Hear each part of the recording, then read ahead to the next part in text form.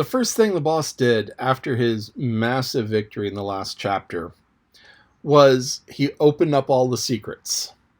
He's like, oh, here's telegraph, here's telephone, here's phonograph, here's all of these different things. Here is my giant factories where he's producing all of this stuff, where he's making sewing machines, where he's making phonographs and telephones and all of that other things. And all of a sudden, he's trying to get people to want these things.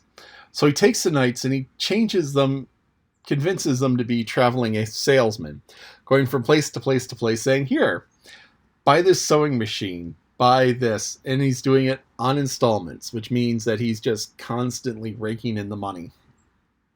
And that's one of the things that people do in order to get more money, is that it's like, oh, I'll sell you this for $50, or you can pay me $5 a month for a year and a half. It's like, oh, $5. I can afford $5. I can't afford $50, but I can afford $5 a month. Well, it's $5 a month for a year and a half, which works out to be $90, almost twice as much as the $5 worked out to be. So, more than the $50.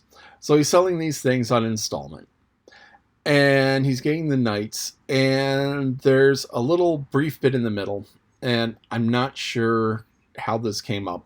Hello Central is, I think, his baby with Sandy. Maybe Lancelot is somehow involved because, Lancelot is Lancelot.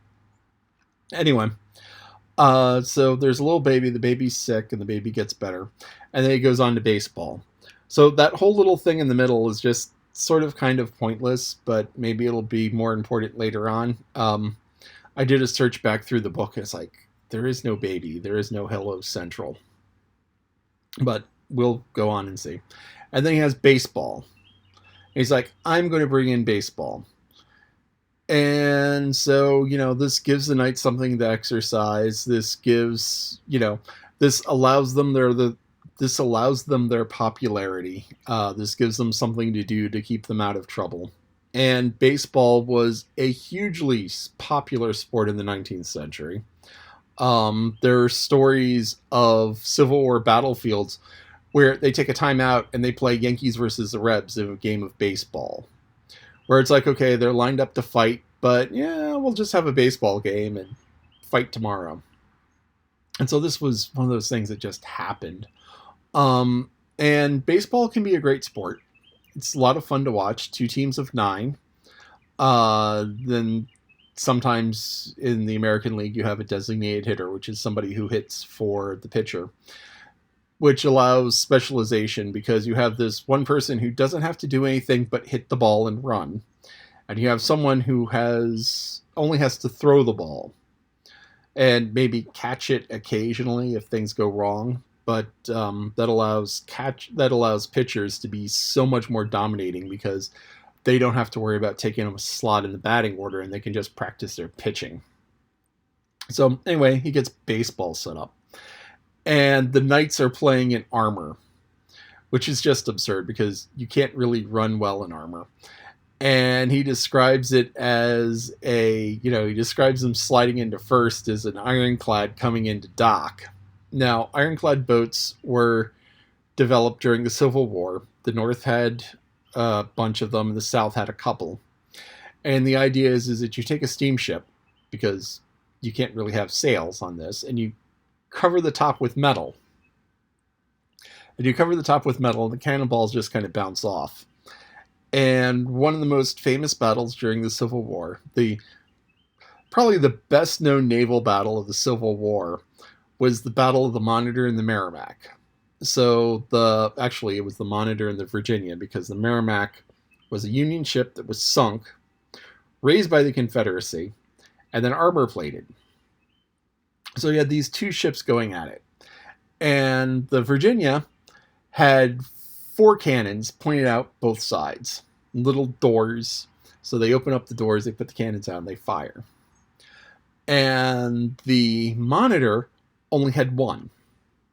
Which was just like an absurdly small amount of firepower for the days. I mean, usually ships of the line had 20, 30, 50 guns. But the Monitor had one gun in a turret. It was like the first major turreted gun, which allowed the Monitor to shoot wherever it was. The Virginia had 4 guns on each side, but they were lined up broadside, and it may have had 1 or 2 front and back. But that means if you got at the corner of the ship, they couldn't hit you. So what the Monitor did was it got just at a place where the Virginia couldn't go. And so the Virginia was constantly turning, and the Monitor was constantly going around it. And the two of them were just trading cannonballs back and forth. The Virginia had wrecked a whole bunch of ships, of a whole bunch of Union ships, and so the Union pulled in their Ironclad to fight it. Now the Monitor had another advantage, was that its deck was very low to the water line, and the only thing that really stuck up was the turret. So here you have these two ships, and they're pinging against each other, pinging against each other, pinging against each other, until finally the Monitor managed to drive off the Virginia, and it burned and sank. The Monitor was then being towed off to Charleston from the Chesapeake Bay, and it sank in a storm. So, kind of a draw. But, you know, that was an ironclad ship, and that was kind of cool. Well, that was cool for the time. Nowadays, it's just a normal ship because all ships are iron pretty much nowadays. But anyway, so that's baseball. That's the boss and the baby, and I have no idea where the baby came from. Yeah, I have no idea where the baby came from, so maybe we'll find that out later. Maybe I have a broken copy of the book. I don't think I do. Don't think I do.